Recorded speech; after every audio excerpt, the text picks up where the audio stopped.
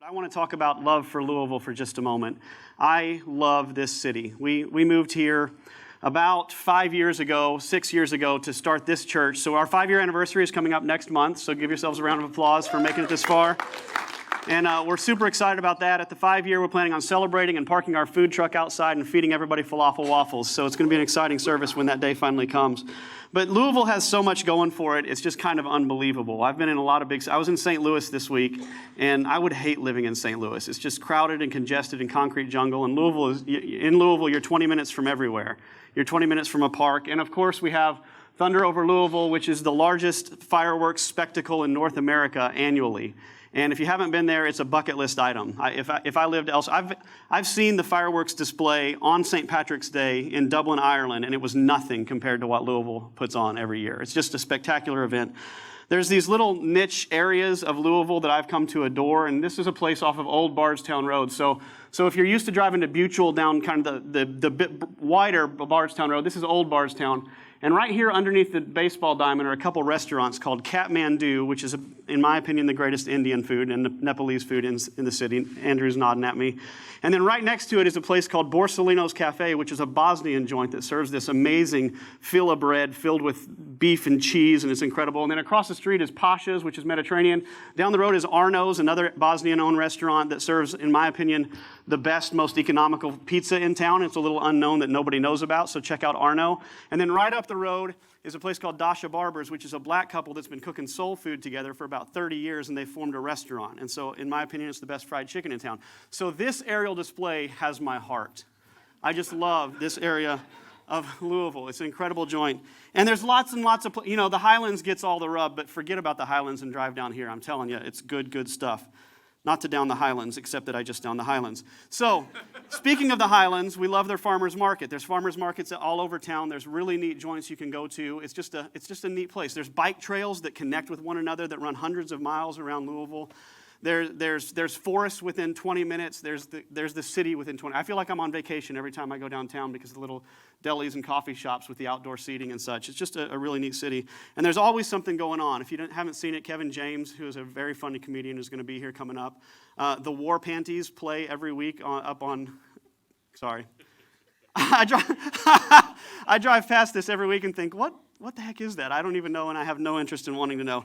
But there's always a show going on. There's always a play. There's always music. There's always poetry. There's the Moth events. If you haven't looked that up, look that up. They happen regularly. Just fantastic stuff going on constantly. And right now, the Kentucky State Fair is going on where you can get a donut cheeseburger, which is the dumbest thing I've ever heard. No, it's not. Or a donut Philly sandwich. And I went there wondering what kind of person eats a Krispy Kreme cheeseburger, and then I saw him. And you just get all types at the Kentucky Fair. And the Kentucky Fair is, if you haven't been to the Kentucky Fair, check it out.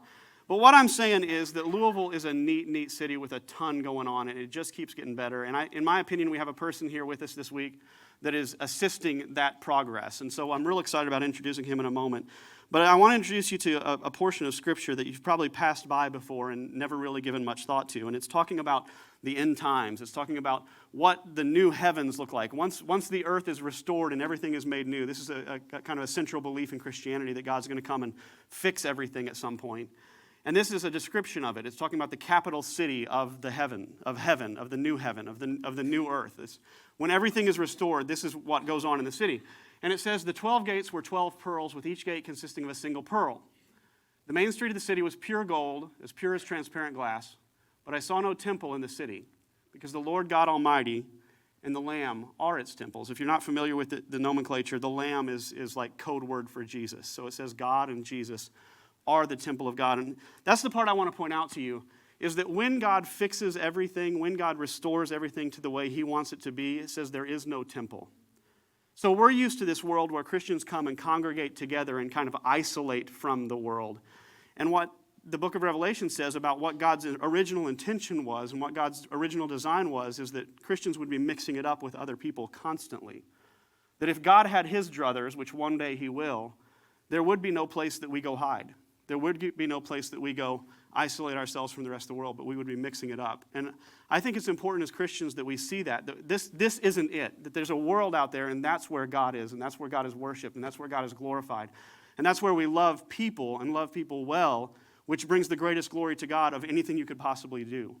And so today what we're trying to do is kind of mix that up. We're trying to bring the city to us and bring some people to us that maybe we don't normally get to talk to and normally get to experience. There's some wonderful, incredible people in this city. Jesus, when somebody asked him how to pray, he said, you're supposed to pray like this.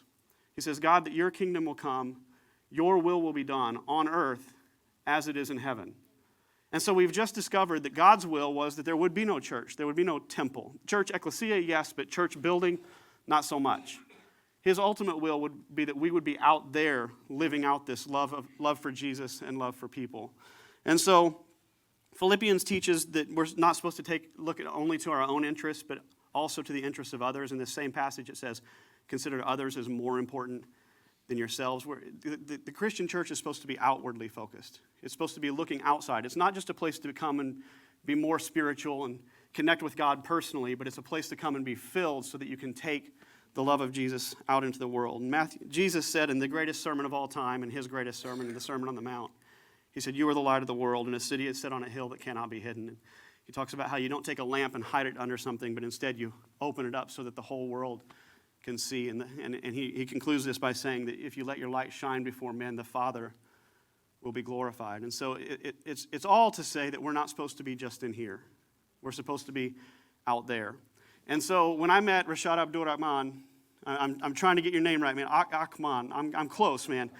When I met RaShaad the first time, I was at a training center, a training session for Host Homes, which was an organization putting homeless people that were on the fringe of getting their feet underneath them into homes. And he was doing a training on racial equity and racial connections and such. And I have a real passion for that, probably to the point where you guys are wondering why I talk about it so much, but it's just going to happen. And I have a real passion for this. And so when I met him, I thought, man, this is a guy I really want to know. This is a guy I really want to connect with. And then through that, he invited me to a press conference at the beginning of Violence Prevention Week. And the young prodigies who are going to be performing for you in just a moment were there. And as soon as I saw them, I thought, man, we got to get them at Daylight Church. It just felt daylighty. It felt like the daylight vibe and kind of how we feel and how we think around here. So we do something in here that we used to call Convos with Cool Folks. And I heard that some of you think that's a really stupid name, so we've shortened it to Convos, which hurts my feelings a little bit, but I'm over it. And so it's the idea that we're going to bring some people in and have conversations with voices that normally you may not hear sometimes. And so we've asked this amazing lady, Nyree Clayton-Taylor, to come, and she was the 2019 Teacher of the Year, Elementary Teacher of the Year. And so we've got a couple people we're going to talk with you to today in front of you.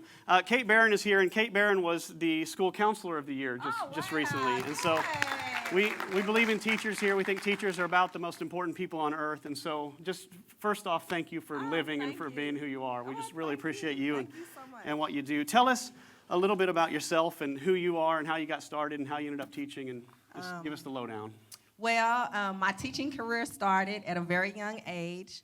I taught some very famous people you might know, Barbie, Ken, Teddy Ruxpin, you know. I taught them with authority, telling them to be quiet and shut up. But as time went on, during my second year of third grade, I just heard a voice telling me that I was going to educate.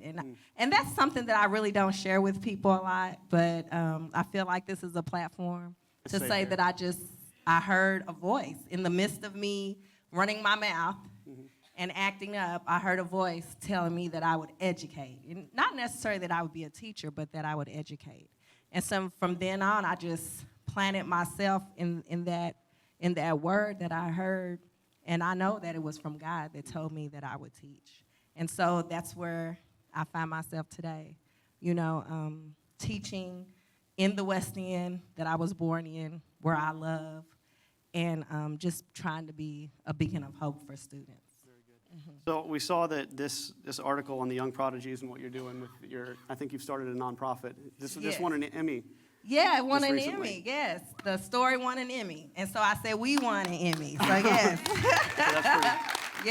Yes. So tell us about the Young Prodigies and the hip-hop education nonprofit. And just give us the lowdown there. All of this started about 10 years ago. I was teaching at Fairdale Elementary School, and I had always used hip-hop, But it wasn't until the reside area in Fairdale Elementary School changed, and I said, well, I'm going back downtown to the California area where my great-grandmother was she has a street named after her, Linton, Jesse Linton Street.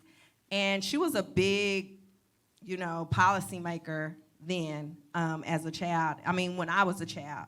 And so I said, I want to go to the community where I grew up. And so when I said that, it just happened. And I started teaching at Wheatley Elementary School, and I just started to infuse hip-hop in everything that I did. It wasn't welcomed at first, but when my principal saw that I was really teaching and that it was getting results, then he put me into a classroom where that's all that I did all day. So in that sense, I have some of my students who were with me who were in they were in 5th grade, but I did have some of them in 3rd grade. So it's a long story. I've been with these kids for a long time. I've known them for a long time. So it happened in 3rd. They were in 5th grade, and so Devon said, I think we should be the Young Prodigies. I was like, okay, so y'all are the Young Prodigies. And so the first thing that they did, they made up a song about Phyllis Wheatley. And so they performed everywhere, and I started to see that this is the way, this is the way. They have to write, they have to read, they have to go in front of people and talk and be assertive.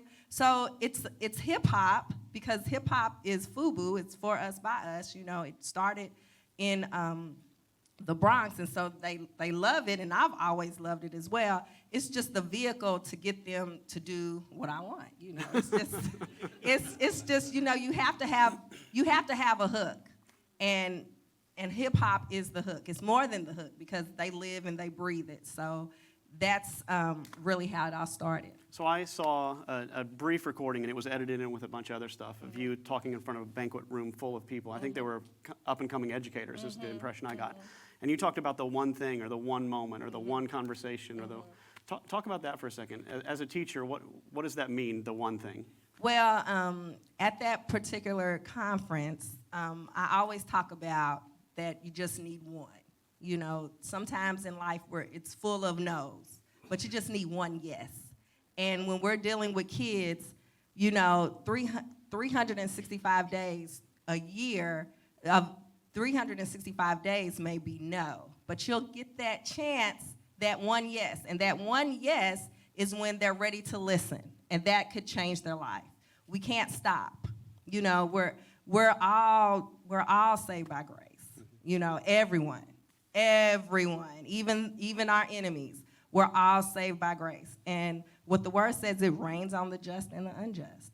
And so what I try to instill in new teachers and what I instill in my students is you just need just one chance for that breakthrough. And I may not see it those 190 days in my classroom. It may come the next year, but I just have to count on that one interaction that can change their life. And we want to help invest in that one interaction. So this is the moment that becomes kind of uncomfortable for me, sitting in a room full of predominantly white people. And we've talked about race, and we've talked about racial equity and reparations in here. And if you're unfamiliar with the concept of reparations, it's this idea that for 400 years, black people were held in bondage and oppressed by white people. And during that time, education lacked, finances lacked, social organization lacked. It was just damning to the African American population for all those years. And we've made a lot of progress, but how do you catch up? After being oppressed and literally held in chains for hundreds of years, how could you possibly catch up and be co-equals with another race that was in power for that long? And they call that reparations. And the idea behind reparations is that maybe somehow the white community needs to try to bring that up a notch somehow. And there's 1,000 different theories on it. There's 1,000 different ways of looking at it. And I struggle with it personally because I don't know what it means for my life. I'm a white guy that has benefited from this history. And does that mean I sell my house and move to the West End? I struggle with these things all the time. What does it mean for me personally? And then what does it mean for us as a church? And I think from just the conversation before the service, we would agree that the biggest gap that has occurred due to that injustice is socioeconomic and educational. We see that those are two areas that the African American community was robbed, and robbed for a very long time. And so on this side of the aisle, the question is, what do we do? And I think that we should be investing in the education and socioeconomic situation of African American people. But then that runs into the problem of white saviorship, of, oh, well, the white person finally rose up and did what was great, so they get applauded for making something right that should have been made right 100, 200 years ago. And so the whole thing is really uncomfortable for me, and I know we're a Reach Across the Aisle church, so there's a bunch of people in various places on the aisle in here. But as the pastor, I get to make these decisions, and we want to sponsor scholarship money for your students, because we know everything you do is out of your own pockets. I know it's not tied to the education system, so we're planning on sending you a check that you can use, you can decide where that goes, but I'm assuming that sometimes the traveling you do, the places you go, the systems you put in place, kids have a hard time affording. Yeah. We want to help a little bit with that. It's not much, but we're a small church, but we want to help a little bit, and just say that we connect with you in what you're doing and believe in you and say thank you. And so thanks. Well, thank you so much. We appreciate it. Thank you. Yeah. Closing thoughts. Where are you guys going as a nonprofit? As a nonprofit, we are hoping to use, we want to talk about issues that affect African Americans, and not only, affect African Americans, but affects all of us. So I go around and I speak to teachers and I teach my students. They go with me. It's getting to the point now that we had to form the nonprofit so we could be able to, receive those grants. But they are in the midst right now. We're going to make a mixtape, and what the mixtape will be, it will be of Black history. So you saw the Black History Cipher. We went to Alabama, and they filmed, and we are in the midst of filming our video for reparations. And so we're gonna do an 8-track CD. It's not CD anymore, is it? Well, an 8-track album, and that album will be of information for students so they can learn, because students learn by hearing and by seeing. Not that I'm trying to take away books out of the classroom, but the visual works as a book. We have to start to look at text differently. That's a text. Mm-hmm. What you just saw was a text. And so when I go into classrooms, I use that as my text, and I have the words written down, and everything that we talk about is from the standards, from the Kentucky standards. And so we're just teaching through the vehicle of hip hop. So that's where the nonprofit is taking us, and hopefully it takes us beyond. I'm hoping for TV shows. I'm hoping for anything that's educational, that's beyond the doors of the classroom. There's something to be said for a teacher that doesn't just put in the 9 to 5 and go, because the 9 to 5 is already grueling. It's a grind. It's brutal, from my understanding. And then for a teacher to invest so much time outside of the classroom, just applause to you. Really appreciate you. Thank you so much. Thank you. We're gonna invite RaShaad up. RaShaad, would you come? Thank you so much. Appreciate you. Thank you so much. I appreciate it.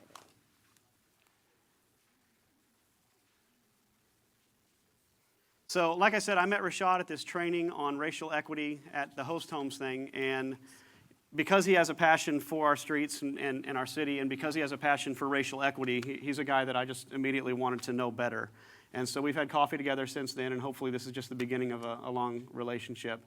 But I think I have a good picture of you here. There you are. I stole the. Oh, hold on. I gotta change the background there, because that's just weird. There we go. All right, you're styling and profiling there, buddy. I love it. So RaShaad is the director of the Office for Safe and Healthy Neighborhoods here in town. And of course, we watch the news. We know what's going on. We know that city streets are not safe, and it's kind of no matter where you are nowadays. And so I suspect when a shooting like the El Paso shooting goes on, that there's a heavy, like a blanket of weight that falls over you that doesn't fall over the rest of us, because it's kind of your job. It's kind of your position to help and to assist, and your brain probably churns in ways that we don't. First off, would you just introduce yourself? Talk about, were you born in Louisville, raised in Louisville? How did you get to Louisville? Sure. So, my name's RaShaad. How did I get to Louisville? So I was born in Houston, Texas, actually. Grew up there pretty much through until the end of high school, and came to Kentucky because I wanted to go to a school called Berea College. There's a couple of Berea folks in the room. And Berea was this place, growing up, I just wanted to get away from my family. And so I was like, I wanted to just spread my wings, do something a little bit different, and Berea offered an opportunity to do that. But it's a small school. Houston's the third largest city in the country. Berea is a college with about 1,500 students at the time that I went there, and so it was this place though that really immersed me. It really pulled me in deeply, not only to its mission, and I love the connectivity actually, because Berea's mission is really founded on these anti-racism, anti-slavery principles. A guy named John G. Fee founded Berea in 1855, and he wanted to have a school where black and white students and men and women were learning side by side, laboring and serving side by side. And in many ways, Madison County was ahead of its time when Berea was established. And when you look at some of those maps, you'll see black and white homes side by side throughout Madison County in the 1850s, y'all. And so I got just deep into Berea. I mean, the service, the learning opportunities, the history. But it was the first place where I learned that an institution can have values, and those values can be passed on to folks who pass through that space and carry it out into the world. And so I left Berea with a firm commitment to equity, to service, to learning, and that's really guided me since then. And in so many ways, Berea, I think, was formative to how I move now in the world. Awesome. Tell us about your job. So the director of the Office for Safe and Healthy Neighborhoods, what does that mean? Well, I mean, based on this picture, it looks like I'm a cowboy or a farmhand, so it might be misleading. And young prodigies, this is why you have to be careful with social media, because you never know it's going to come back to bite you. So be careful. Be careful. So Director of Safe and Healthy Neighborhoods. So back in 2013, Mayor Fisher really pulled a group of folks together and said, if we're going to have a safe city, if we're going to have a community where we are addressing violence comprehensively, we have to look at all of the different ways that we can build out an approach that isn't just about policing, that isn't just about incarcerating people, but is about investments in human capacity. And so a group of folks came together and built out a plan that really captured how we make investments in building community, how we think about education, how we think about economic opportunity, how we think about health and social wellness, and justice reform. And that was really the birth of my office. But probably the biggest thing, and I can't see that well, but I'm curious, just by a show of hands, how many people have heard that violence is a public health issue? How many folks have heard that? Okay, a spattering in the room. And that's different than what it was in 2012. We weren't having that conversation as a city, not at the level that we're having it now. And so over the past several years, we really built up this idea that violence is a public health issue, but also what the heck does that even mean, that violence is a public health issue? And if you think about the way we address public health epidemics like the flu, and the ways that we use opportunities to identify who's at risk, to put in place mitigation strategies like vaccines, but then also to target those approaches to folks who are at the highest risk of attracting the illness, right? These are strategies that public health departments use around the country that we need to use when we're addressing other public health epidemics like violence. Violence concentrates in areas like other diseases. Violence spreads within social networks like other diseases. What makes violence a little bit, there are other contributing factors to how diseases move, right? So socioeconomic opportunities is also a contributing factor to how diseases move throughout communities. Your ability to have access to affordable health care is a part of that. And when we think about the root causes of violence, like things like redlining, things like urban renewal, when you think about decades of divestment in communities, when you think about access to fresh food, when you think about access to educational opportunities, green space, all of these things are contributors to violence. And when you understand that, then violence is actually the symptom of a much deeper problem, which is structural inequity, which is systemic racism, right? That ultimately is the driver of community violence. And when we start to understand that, then we start having a conversation about something like reparations, which, if I may make folks a little more uncomfortable, it isn't only that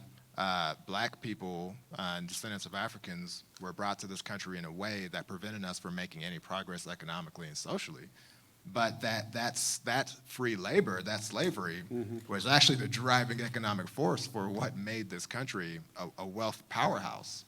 And so, owning the most expensive or the most valuable commodity were slaves, right? That was the most valuable commodity of any other commodity in the country. And so there's a compounding interest question. There's a wealth creation and distribution question that actually then really elevates this economic gulf that we're talking about. So I know you guys do racial equity training, and I'm keeping my finger on the pulse of what you're doing, and hopefully going to invite us to a weekend coming up. But talk about some other stuff you're doing. So when you talk about this broad spectrum, how do we look at it as a health concern, and how do we inoculate? How do we do this? How do we do that? What are some steps what's the practicalities of that? Right. So there are a number of different sort of ways to think about it. And so one resource I would recommend to folks, and I don't know if there's something that you might be able to share as well, is the Center for Health Equity's Health Equity Report. And that Health Equity Report really breaks out a model that helps us think about what these drivers of violence end up being. So oftentimes when we talk about community violence, we're talking about interpersonal violence, right? Sort of me to you, you to me.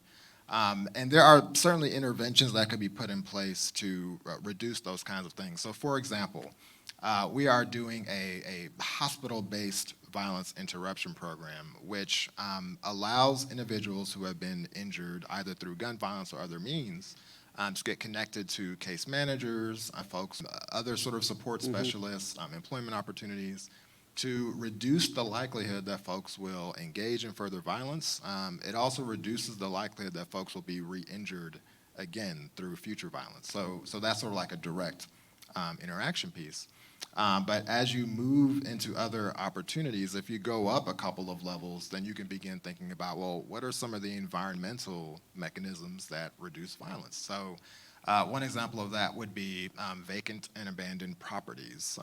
Louisville has a concentration of vacant and abandoned properties, primarily in West Louisville. And so this is a very complicated challenge, one, because about a third of those properties are owned by deceased people. And what that means is that in order to move those properties through a process to where the city can get them and do something with them, you have to then go through sort of layers of kin to figure out sort of who owns those properties.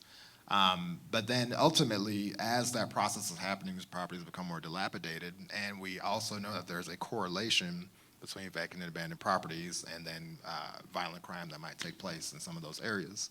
And so being able to remediate vacant and abandoned properties is one challenge. But even if you go up an additional layer, sort of a policy layer, there are policy questions that we have to answer as a city if we're going to effectively reduce violent outcomes.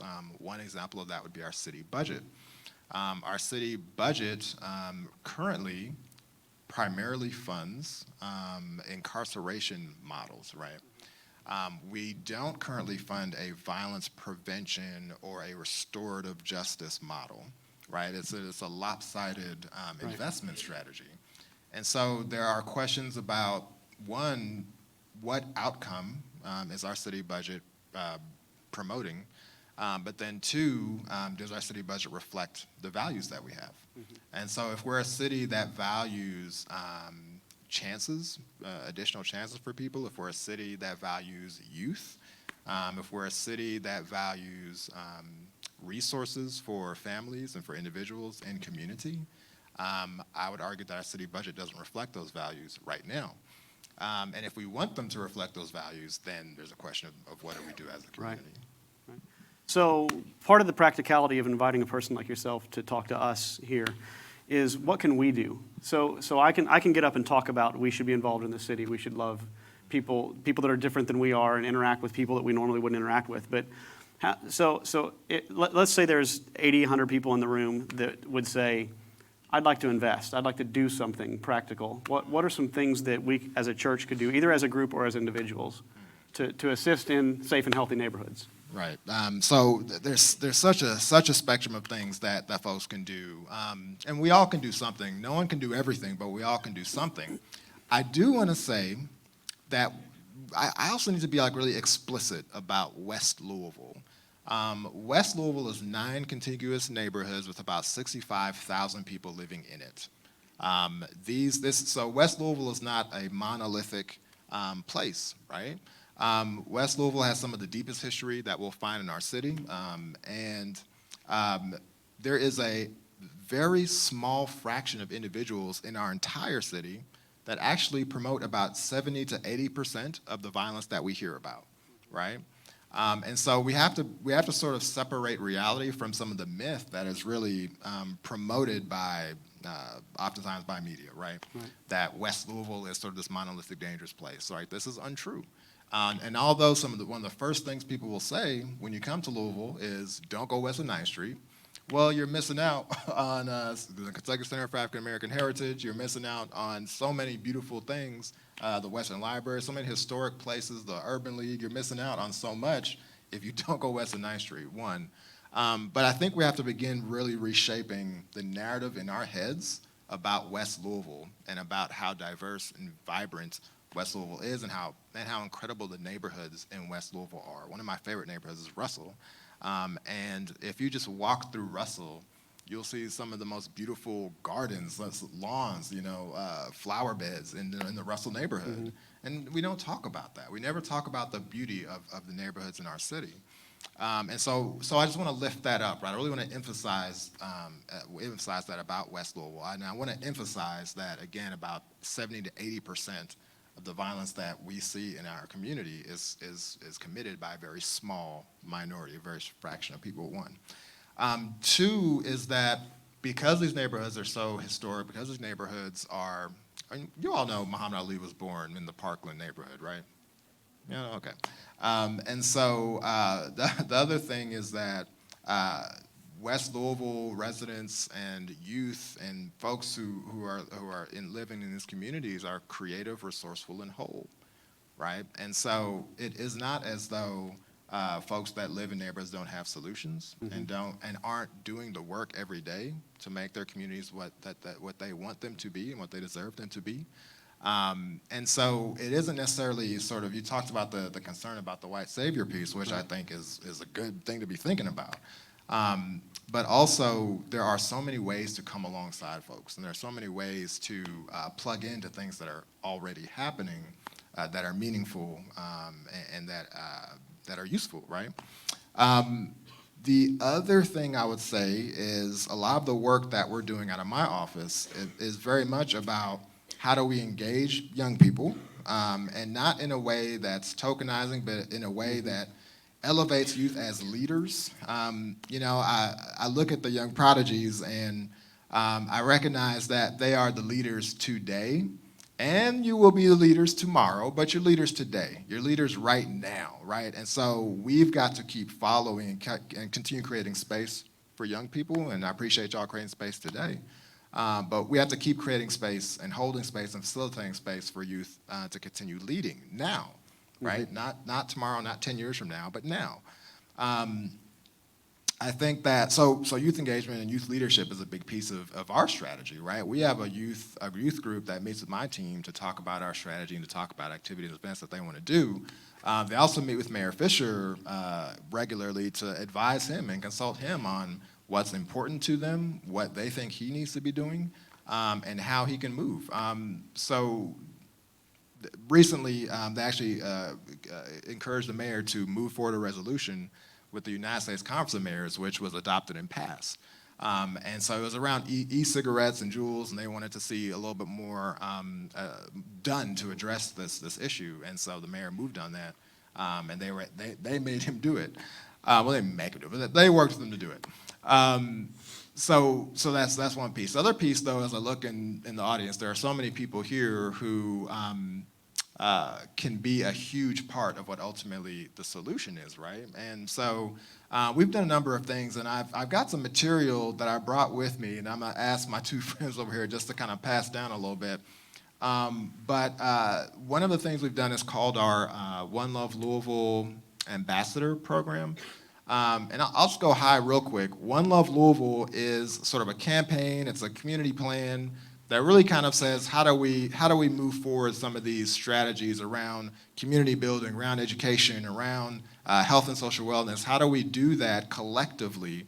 And it's not my office that is owning all this work, but we're partnering with community organizations, we're partnering with the school system, we're partnering with other groups that are helping to push these things forward. So we're collectively moving these things together. And that's One Love Louisville. Part of One Love Louisville is, you know, a lot of times folks will reach out to me and say, RaShaad, I've seen something happen on the news, I've heard about something that went down, and I want to be helpful, but I don't know what to do. I don't know how to be helpful. And so we've implemented this initiative called the Ambassador Program, and hopefully you've got one of those cards. But the Ambassador Program is it's an initiative where folks come in for a day, and they learn about some of these concepts, right? They learn about why violence is a public health issue, what that means. They learn about community organizing. They learn about conflict resolution, mental health first aid, other components, so that folks have some knowledge and some skills to help engage in volunteer opportunities or to help engage in different programs or initiatives or nonprofits now that are coming up in the city to support those efforts in meaningful ways. And so it's not sort of the end-all be-all, but Right. it's a nice kind of entry into some of what's going on in our city. So the information they need, did I turn my mic off? There we go. The information they need is on these cards. They can track down to connect with what you're doing. Yes, information's on the cards there. And our contact information is on those cards, so reach out to us, and we are happy to sort of plug in with everyone in this room who wants to get connected.